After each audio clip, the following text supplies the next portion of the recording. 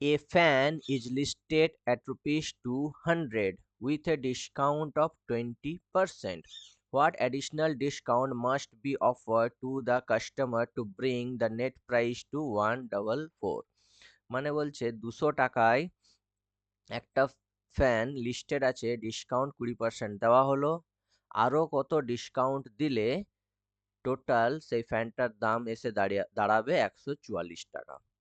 তাহলে প্রথমে দেখো আমরা কি ডাইরেক্ট আমরা লিখতে পারি, 200 টাকায় একটা ফ্যান, 20% ডিসকাউন্ট মানে 80 লিখবো, এখানে 100 ইন্টু আরো কত ডিসকাউন্ট দেওয়া হলো, তাহলে 100 মাইনাস এক্স বাই 100, যে নেট দাম ওই ফ্যানটার 144-এ দাঁড়াবে।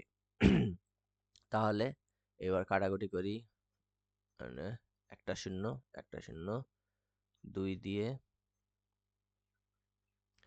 2 2 4, 2 7 14, 8 দিয়ে 8 9 72, তাহলে 100 minus x equals to 90, x equals to 10, তাহলে 10%, তাহলে 10% আরো অ্যাডিশনাল ডিসকাউন্ট দিলে ওই ফ্যানটার দাম 144 টাকা এসে দাঁড়াবে।